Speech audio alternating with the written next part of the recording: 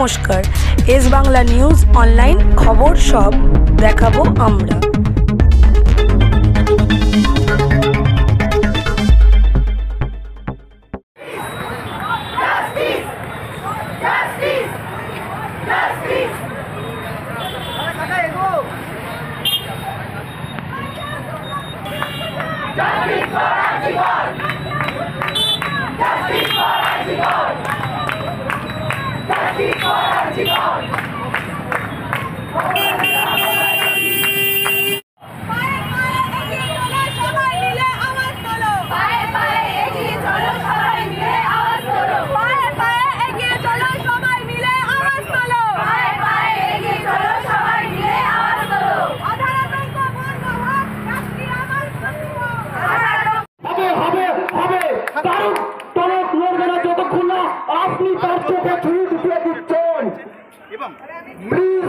আমি রিকোয়েস্ট করছি ভদ্র হওয়া ছেড়ে দিন, থ্যাংক ইউ।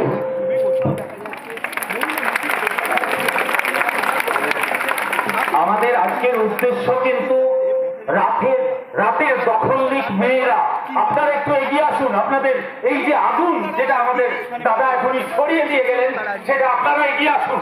মেয়েদের বলবো, দিদিদের বলবো, মায়েদের বলবো। সমাধিকে দিচ্ছি।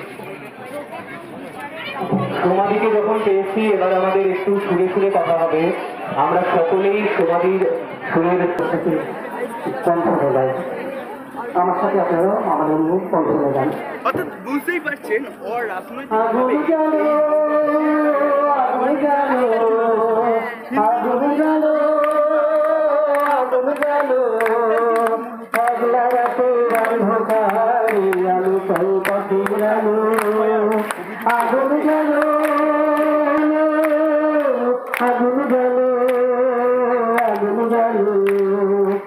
বলতে থাকুক আরো বেশি করে, দাউ দাউ করে আমাদের প্রতিটি মনে, এবং সেই আগুন জ্বালাতে এবার মাইক্রোফোনের সামনে আমাদের সকলের প্রিয় কবি অশোক দাস।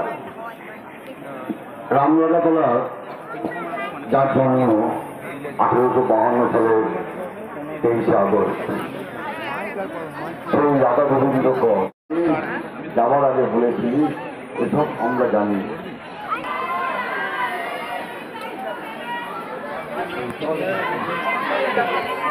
অবশ্যই আমি একটা কথা সবার উদ্দেশ্যে বলছি, এখানে যত মেয়েরা আছে, আমি মেয়েদের উদ্দেশ্যে একটা কথা বলছি। সেখান থেকে যারা রয়েছেন, তারা ওখান থেকেই ফিরে না যান, তারা আমাদের এই তালবাতি মোড়ে এসে আমাদের সকলের সঙ্গে সমবেত হওয়ার সুযোগ পান। বারবার আপনাদের কাছে বিনীত অনুরোধ, দয়া করে মন্দিরের দিকে চলে আসুন, দয়া করে মন্দিরের দিকে চলে আসুন। এই ভয়টাকে নারীদের সংখ্যা বাড়বে, এই ভয়টা আসা উচিত নয়। পূর্ণ মিছিল এবং তাদের এই ভয়টা আমাদের মধ্যে আসা উচিত নয়। আমি আমার কাজ ছেড়ে 11:30টার সময় লাস্টের করে বাড়ি ফিরছি। আমি কি ভাবছি আমি লেডিস উঠলে এসেছি? না, আমি চলে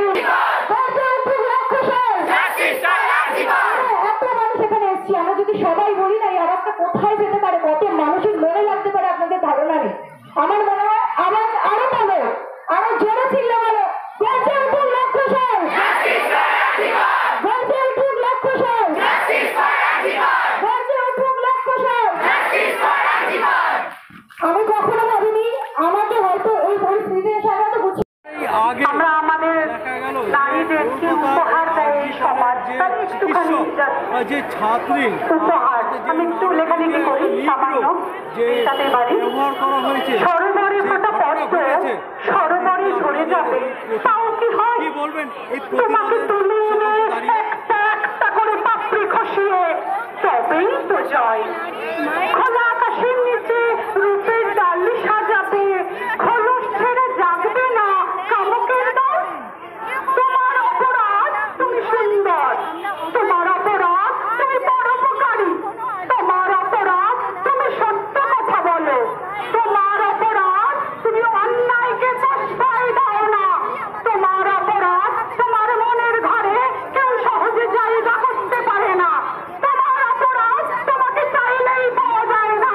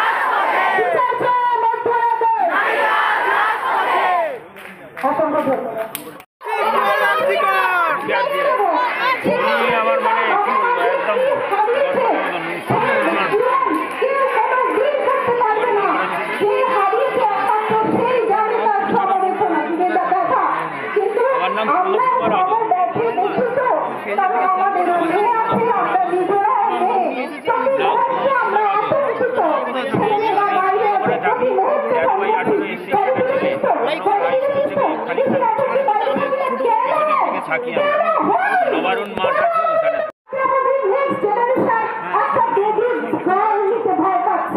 তারা মেয়ে ভালোবাসে কিন্তু ভয়ে আতঙ্কিত, সে মেয়েটাকে কি করে সেফটি দেবো?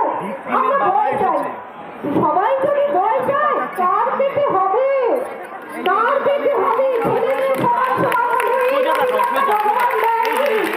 আমাদের যেন আগুন জ্বলতে থাকে প্রত্যেকের মনে, প্রত্যেকের কথায়, প্রত্যেকের ভাষায় যেন আগুন জ্বলতে থাকে।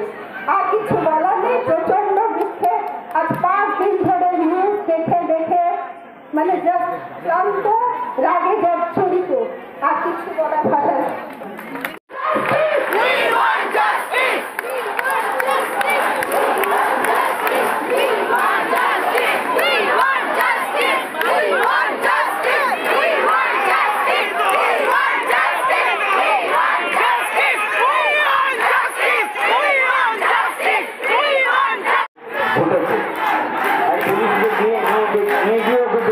পুলিশের কাছে পুলিশ কিন্তু সাথে সাথে কিছু করেনি।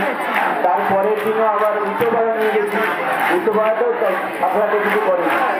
অন্য করে এসে আবার জমা দেওয়াতে কাগজপত্র, তারপরে এই ব্যাপারটাকে তারা টেকেয়ার করেছে, টেকেয়ার করে তারপরে তাদের ধরার কথা কিছু ধরেছে, কিন্তু তার মধ্যে আবার একজনকে ছেড়ে দিয়ে আর একজনকে ধরে রেখেছে। আমি চাই যে এই ধরনের যা করে তারা যেন অন্তত ছাড়া না পায়, তাদেরকে ভেতরে রাখার ব্যবস্থা করুন। তারা সমাজে নেমে আসা উপযুক্ত নয়, তাদেরকে ভেতরেই রাখতে হবে, তাদেরকে কোনোদিন যেন সমাজে নাম বেরোতে দেওয়া হয়। আমাদের ক্ষোভ এইভাবেই প্রকাশ করবো, হয়তো আমাদের আগামী প্রজন্ম সুরক্ষিত হবে। এই আগামী প্রজন্মকে সুরক্ষিত করার জন্য এই লড়াই কিন্তু আমাদের চালিয়ে যেতেই হবে। আপনাদের সকলের কাছে আমার অনুরোধ, এই আগুন একদম নিভতে দেবেন না।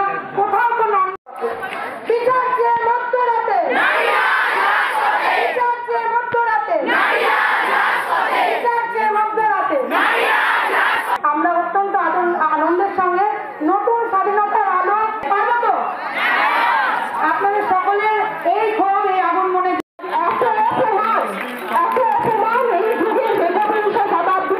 এত লজ্জা, এত ঘৃণা আমরা ভাবতেই পারছি না।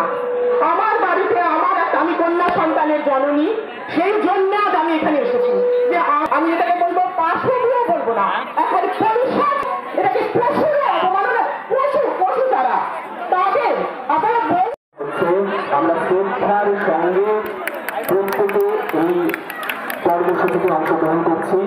সেই গান শুরু হোক।